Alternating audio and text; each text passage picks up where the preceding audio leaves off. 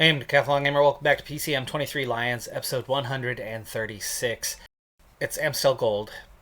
It is a race that could be an opportunity for a popularity boost for one of our nations, as we're getting a little attack here from Zingle. We also have a breakaway that still has a near 2.5 minute advantage with just 48k to go. It's not going to be an easy catch from here, and actually the tempo's been high enough that we are starting to see some yo-yoing. For the moment, Peloton was at 42, though it does come back together once again, but a lot of riders are kind of using up the last of their gusto to make things happen right now. The reality, though, it's a punchy stage that's not that punchy.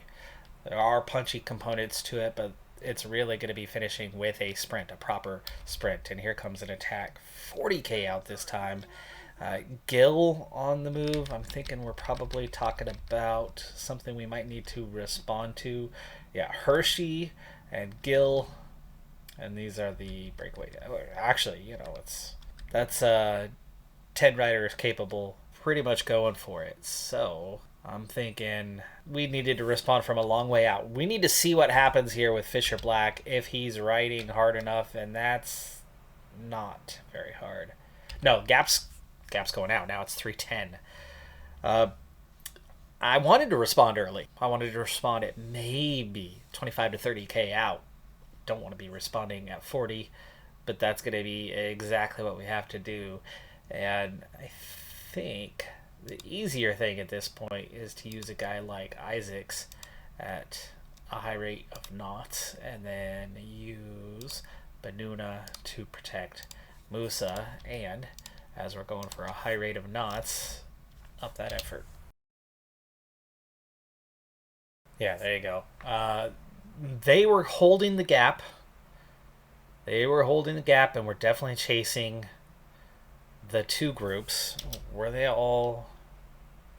No, we were only looking at the near group, who are only 30 seconds ahead.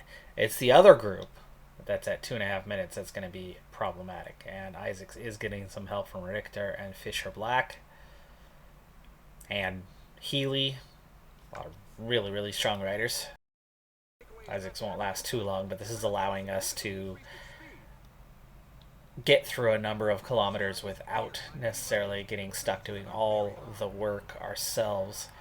And this is the next attempted attack by Gregoire and others, and now we're kind of in that stage where I was wanting to make a move here fairly soon, and Isaacs is done.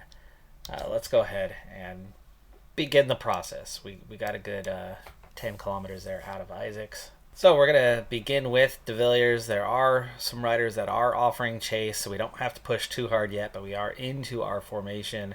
There's not much left in terms of punchiness, in terms of climbs, and still chasing that front group, though now down to 210 from 310, so a minute has been pulled back in the last 14k. The next wave of attacks, Sheffield, Hershey, Gill, Germay, continued attacks is just going to weaken them, and we've actually seen the peloton split down to 40. Mohira getting set. Isaacs is already not dropped, but too far back. And De Villiers just running out of energy right now. On to Mohira. 25k now. That was only 5k from De Villiers. He was a little bit on the weak side on that one. You know, you can only push so hard. But with the attackers taken care of, now it's just a matter of catching the break. And that's actually a little easier, with the exception that they just had a much bigger head start. Mohira's done. De Villiers... 21.8k though is not good, so we're really gonna have to back off, but I think we've put that front group under enough duress, and I think we're doing enough to stop your Heelys, your Venapols from gaining solid separation as they were doing comfortably. Had we not responded, I think we're minutes behind those groups, and the front group is also starting to split up. It's also down to a minute 10. Here's that next wave of a whole bunch of riders wanting to attack, so we're negating that quite well.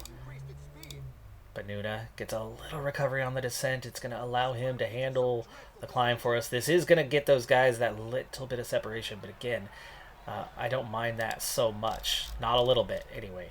There's still 16 kilometers to go, and they are really, really digging deep to make that happen. And meanwhile, we're setting Samuel's, Clote, and Musa up for still having plenty left in the tank. 5 guys did get away this time, but now you can see how we're down to just 22 in the chase group, and then 5 and 5, and those front 5 are nearly caught.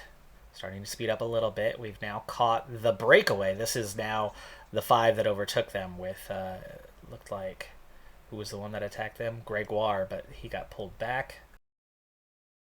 5th, 6th, 7th type attack territory, but we're keeping enough in the tank here for Clote, for Musa to really kind of push on.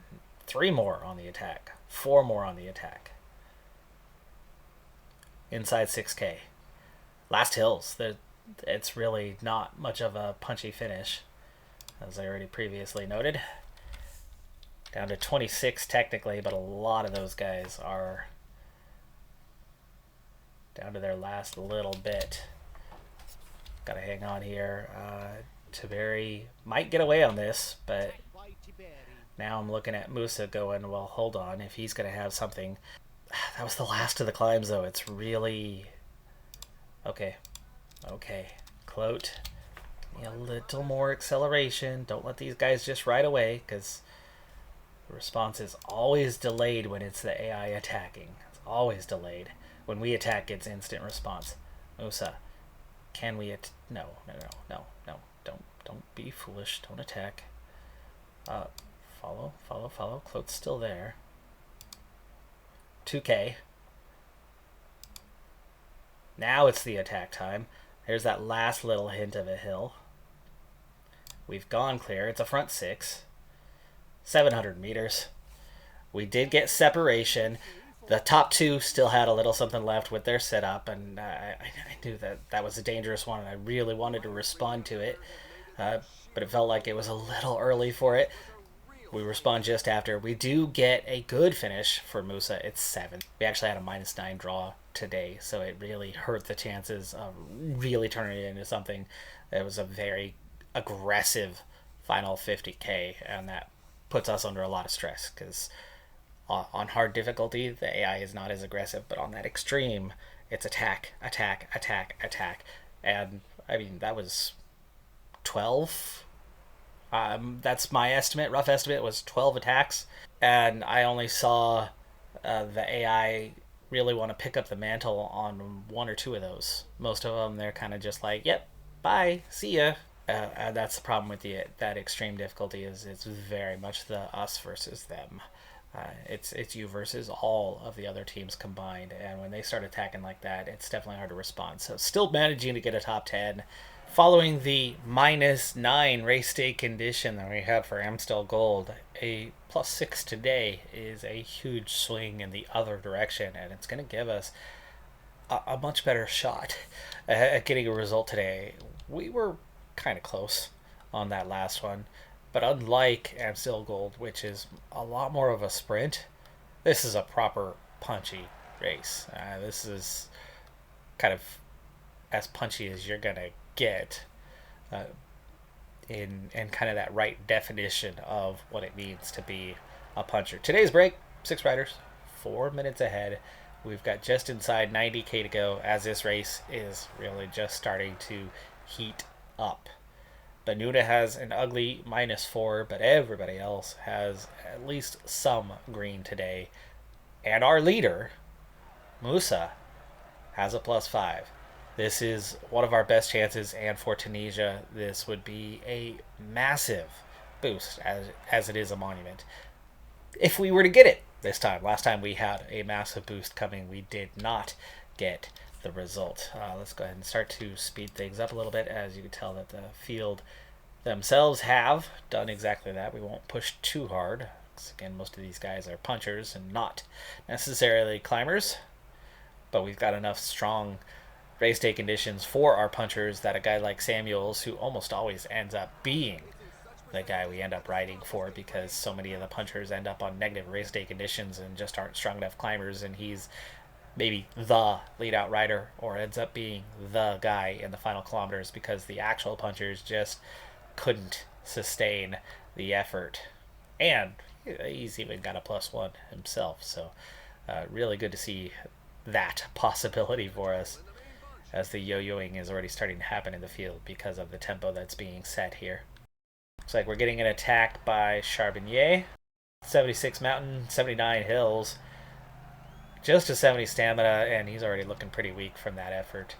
I don't suspect he's going to get very far alone. But he is drawing attention from a rider who can go and sustain an effort like Leknasund. Zingle a little less so, but they are being chased. That is perfectly okay by me. I do worry about Leknasund, but the other two much, much less so. And seeing a good half dozen riders in pursuit makes me feel pretty confident, and that we can still focus on our own race as we're coming up on 60k to go. Near the next peak, we need to set somebody up to get water. Pace is pretty hot at the moment, but the breakaway is holding out for now. We're about halfway up this peak, and losing a little too fast positionally. So let's get up to an 83. And this is, no, you know what? This is one of the hardest climbs. Let's get that effort up there. De Villiers is the furthest back. Benuna is the water guy. And he's going to go do that now. Still a large peloton, but it's definitely going to start to stretch, especially as you crest this thing and go over the top. Ucha Brooks on the attack. So it's the next wave of attackers coming. But we're still looking at very high tempo. But now we're onto a proper climb with 40k, and then we just got another attack of the leaders. And we're a little bit stuck because, I mean, it's 40k to go. We cannot go the 40k without water. I can't respond while we are stuck on Benuna dropping the bottles. Okay, now we can look at our options and see what's going on. Okay, we still have a breakaway. E1 is the break. That's just regular breakaway guys. They've dropped Manos, Ayuso, Almeida, Vlasov, Ochabrok, Single, Boss, not Enrique, Pogacar, Gregoire, Vingegaard, and Tollet. So 10 favorites have gone away, and they are more than 45 seconds ahead to the front group. Benuna is toast. He barely completed that task. We've got 33k to go, but there's still, of that, 10k of that is downhill. 10k, 15k is flat. Not as much climbing. We've got to get a move on earlier than planned once again, but we do have guys that are in good shape today. And Mohira's got to come out hard and fast before the team kind of gets bottled up in the middle of the peloton, but then we will back off. We don't need to be going 99. We aren't going to last 33k at 99. We'll start at 90. Okay, now we'll speed it up a little bit for this climb. This is where you can make up a lot of ground and just about make contact. Those guys came together, and a lot of them sat up and have now been reeled in. Still 28k to go. And there's still a number of climbs left to go. But this is, right now, really good for us. This climb has at least gone over extremely well. Meaning a lot of those breakaway guys are now gone. Now we're looking at just 9 off the front. Let's reassess our situation before we go too much further. Okay, the last 3 up front are the remaining breakaway guys. So now, instead of 10 of them, now we're looking at just 6 away. And instead of upwards of a minute, we're talking about a quarter of a minute now to them. So it's largely been negated. Now, in terms of the race situation, we've gone from starting to descend to we've gone through a single climb and pulled back, reeled in most of advantage, and we've only used up 1 rider doing so. Now, red bar is a bit low, but we've got double descents coming. They will get that back in check. I'd like Mohira to keep going a little bit further and not to burn Isaac so fast, but I have a feeling that this next little hill is Mohira is not going to make it through that. If he can at least get us to the base, we can then switch to Isaacs, who can get us through to the base of the last double climb. And then we've got 4 guys for that. I think that's a relatively good position to be in. But that means I want to back off a little bit for Mohira to at least get us to that next phase. And I mean, look how close we are to those 6.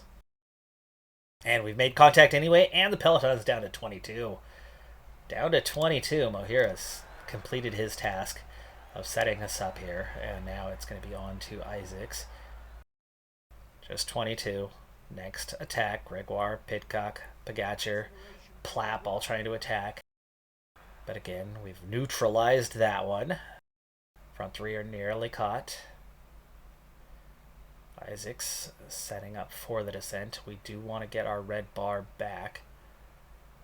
We'll let Isaac's continue to roll through and get Samuels ready.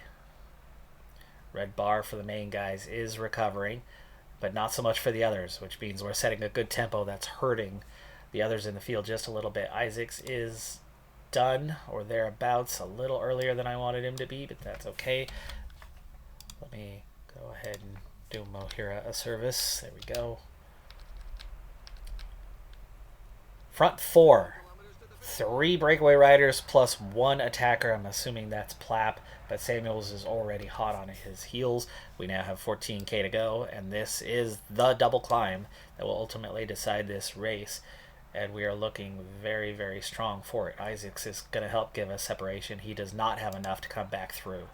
For one, he is too far back, very stretched. Just getting back up there will burn his energy. But 2, I'd rather have him shake off Sheffield, Healy, Pogacar, whoever's around him that's going to try to, go for it. So Samuels, gel's already kicked in, so we're good on that part. And we've got Samuels leading out 3 riders, which is fantastic. And there you go. There's no breakaway any longer. We're going to crest the first climb here in just a second. I'm going to let De Villiers give us another acceleration here as we go over the top. Samuels, jump on, and Isaacs has been dropped.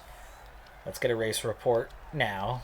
Cunningham, De Plus, Neos, Vingegaard hanging off the back, struggling to keep up. Petrovic. These guys are all too far down. Ezra's got an 81 hills rating. All of these guys are very strong with at least a 79 in one of your key metrics. So they're all leg up kind of guys. What we have going for us, though, is the potential that they are going solo. And Musa is still in a good position here to maybe do something. And if not, if caught, we still have 4 guys to set up a final sprint at least. So let's get through the first portion of this climb. Going full gas, it's 19 guys. And then now, Clote, can you set up Musa? Let's get back to following. Ooh, we didn't sprint, or we stopped sprinting. But there's 2 guys going clear, Pidcock and Higuita, and Musa is giving his all to chase. It's now just 9. Alright, Tollett's been dropped. De Villiers getting dropped right now. Clote. That was my bad on the Clote part. I was focused on Musa, and we've got to make contact with those 2, knowing that there's absolutely no chance that others are going to catch them, and then we will sit as soon as we're there. We don't have anything to attack with. There's no red bar, so somebody's going to have to chase Petrovic because Musa just doesn't have enough, and of course they're not going to. But now Clote can lead out Musa and resume that chase. Funny how the AI can attack and nobody bats an eyelash, but you attack and there was instant response. That's just how the difficulty level is set up in this game. 3k to go. Musa is getting a little protection here, but others, it's kind of dependent on what can you expect these guys to do. But that's a 99 effort. Clote, 1.5k out, setting up Musa, and Musa trying to go. Rounding the corner, he's not even really getting an acceleration, but now he and others do. Petrovic hangs on. AI wasn't interested in him, and Musa races well to the finish, but still can't outsprint these guys. We tried to attack early. It just didn't give us separation. And then all we ended up doing was pulling back the others who did attack and get separation. Just not capable of getting that split off from the field. But we get 4 riders in the top 18. Actually, is quite good. Great for the points. May the 1st comes with Dossier period, and that's one of the most time-consuming projects that we get in this game. Going through nation by nation, unfortunately, I only found 8 potential riders this year, and there is no stud that's been missed. There's no new 18-year-old that's.